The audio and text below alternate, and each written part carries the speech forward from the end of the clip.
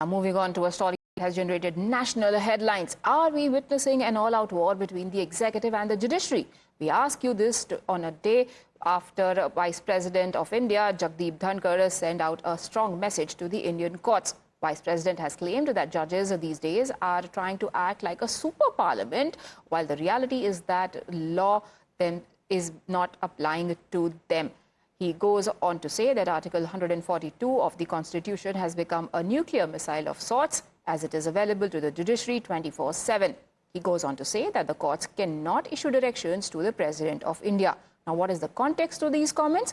The specific comment from the Vice President comes days after the Supreme Court heard a petition against Tamil Nadu Governor's decision to reserve 10 bills. Not only did the Supreme Court declare the governor's actions illegal and erroneous, it prescribed that the President should decide within 3 months on such bills, and in case of any delay, the reasons would have to be recorded and conveyed to the state. Just days after this order, the Vice President says the Supreme Court is not really in position to direct the President. The Vice President has also taken on the Supreme Court by saying that it chose to lean on the Constitution to use its powers to direct the Union's President, but the same Supreme Court adopted a path and procedure not laid down in the Constitution when it came to the alleged case of recovery of cash from sitting High Court judge's official bungalow. We cannot have a situation where you direct President of India, and on what basis?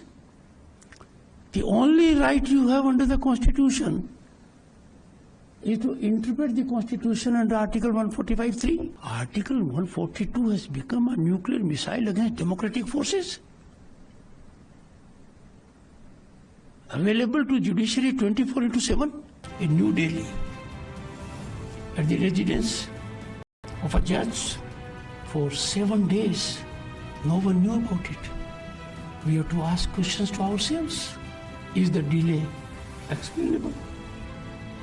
Condonable? Does it not raise certain fundamental questions? And now, reacting to it very strongly is Kapil Sibal. He himself is some sort of a legal luminary. He is hitting out at Vice President Dhankar, saying that he is making political statement, also alleging that he is biased.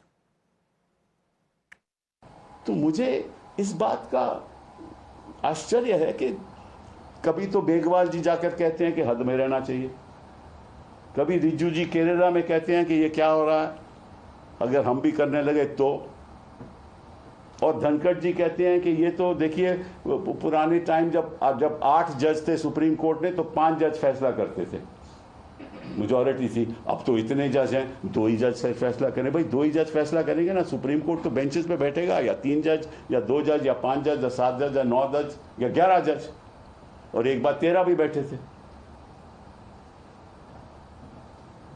तो supreme court तो ऐसे ही फैसला करती है ना, 2 जज फैसला करें सारे देश को मानना पड़ता है, 3 करें सारे देश को मानना पड़ता है। सुप्रीम कोर्ट होती है। आपको याद है जब इंदिरा जी के इलेक्शन का फैसला आया और उनको अनसीट किया गया, तो सुप्रीम कोर्ट के मामला आया कि स्टे क्या देना चाहिए, किस जज का फैसला था? एक जज का, जस्टिस कृष्णा अय्यर, याद है आपको? तब धनखड़ जी सब ठीक था, क्योंकि अब 2 जज का फैसला है वो गलत है, क्योंकि सरकार के पक्ष में नहीं है।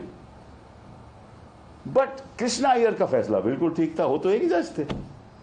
तो ये किस किस्म की बातें हो रही हैं पब्लिक डोमेन में? However, the opposition is also hitting back, not just Sibal. They say it is the Supreme Court's job to rein in anyone who crosses the limits.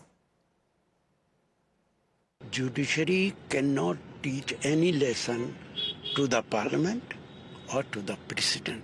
But more than that, if anybody, whether it is parliament or president of India, they cross their limits, then Supreme Court can issue a direction to them. That is the reason if we have passed any law in the parliament or in assemblies and we feel that it is against the fundamental right of constitution, it is against the basic rights of constitution, then we knock the door of Supreme Court.